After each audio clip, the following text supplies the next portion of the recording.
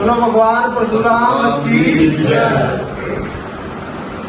आज हरियाणा ब्राह्मण धर्मशाला एवं छात्रावास कुरुक्षेत्र में हमारी ब्राह्मणों की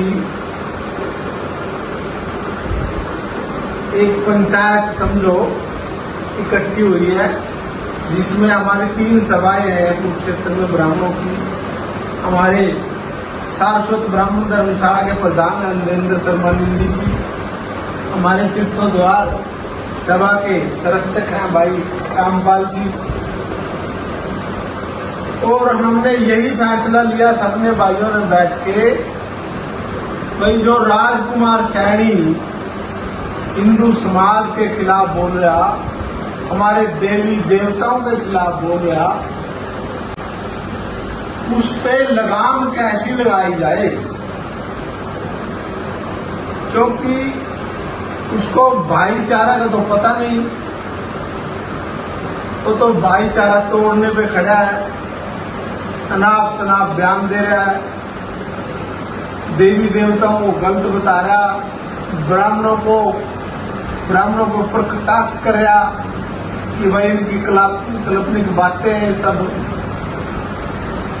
भाई विद्वान के साथ तो बातचीत कर सकते हैं और विद्वान को समझा भी सकते हैं, विद्वान के साथ वार्ता भी होती है, विद्वान आदमियों को कहते हैं ज्ञान की बात करते हैं, आपस में एक बात समझते हैं एक दूसरे की।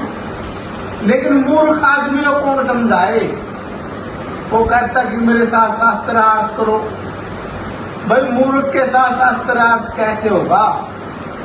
गधा के साथ कैसे कोई वार्ता करेगा? गधा तो ऐचू करेगा, और तो कुछ आता नहीं उस पर। तो भाई मेरे साथियों का, युवाओं का मेरे पास कईयों का फोन आया, बोलो प्रधान जी क्या करें? हमने सभी को यही कहा, भाई शांति बनाए रखो, इसको हम समझाएंगे। और इसको कई बार समझाने की हमने कोशिश की, लेकिन ये नहीं मानना भाई।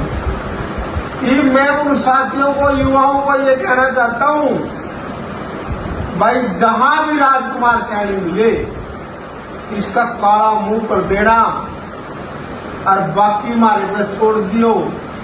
भाई तरफा कोई केस लगे, भाई कोई तारी कार्रवाई करनी तो हम करेंगे। और भाई ब्राह्मण समाज की तरफ से कुरुक्षेत्र में सारा समाज उन भाइयों को, उन साथियों को सम्मानित भी करेगा जो राजकुमार सैनी का मुंह काला करेगा।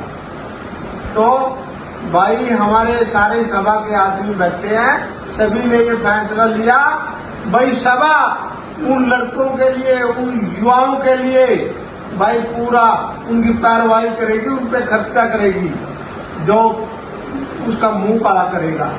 और भाई ऐसे तो कोई ये बोलता रहेगा समाज के खिलाफ। यदि समाज नहीं जागेगा, भाई नहीं कोई कार्रवाई करेगा, ये तो फिर कल को फिर दूसरा पैदा हो जाएगा, फिर तीसरा हो जाएगा, फिर चौथा हो जाएगा। भाई अब तो कार्रवाई तो बनेगी, कार्रवाई तो करनी पड़ेगी। जय हिंद, जय परशुराम। भाई 2 शब्द आप भी बोलो भाई। ये राजकुमार सैनी अपना राजनीतिक कैरियर इसका खत्म हो चुका है। अपना कैरियर बनाने के लिए अपने अलग अलग जातियों को गालियां निकालता है। पहले ये जाटों के साथ ऐसा करता था, ब्राह्मणों के साथ ऐसा कर रहा है। ऐसे करके राजनीति में नहीं चढ़ा जाता।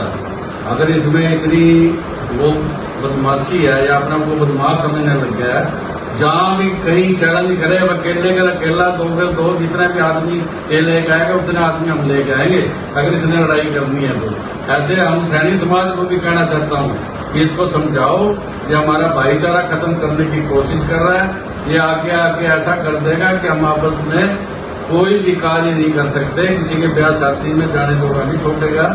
इसलिए मैं सैनी समाज से ये कहना चाहता हूँ, इस आदमी को समझाओ, ये पागल हो चुका है, नहीं तो कोई ना कोई इसका इलाज कर देगा।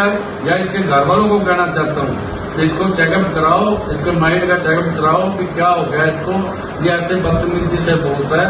गलती से एमपी बन गया था, यही कुरुक्षेत्र से एमपी बना था जब सबने इसको वोटें दी थी। अब इसका राजनीतिक कैरियर खत्म होने की वजह से ये इतना भुला गया है कि किसी भी जाति के प्रति जो गलत शब्द बोलता है इसका कोई ना कोई इलाज कर देगा। बाद में मैं सरकार से भी अनुरोध करता हूँ कि इस आदमी के प्रति पर्चा दर्ज करे, ऐसा बोलने से रोके, नहीं तो फिर कोई न कोई ऐसा पैदा हो जाता है, इससे भी पागल कोई पैदा हो जाएगा जो इसका इलाज कर देगा। सभा आज मीटिंग में हमारे हरियाणा ब्राह्मण सभा के प्रधान पवन शर्मा पहलवान जी ने जो निर्णय लिया है, ब्राह्मण और सेंट्रल सभा उस निर्णय के साथ पूरी तरह सहमत है। और राजकुमार सैनी जो पूर्व सांसद कुरुक्षेत्र से रहा, हमारा दुर्भाग्य है तो यहाँ जो सांसद रह चुका है, उसने पहले भी जाट और नॉन जाट का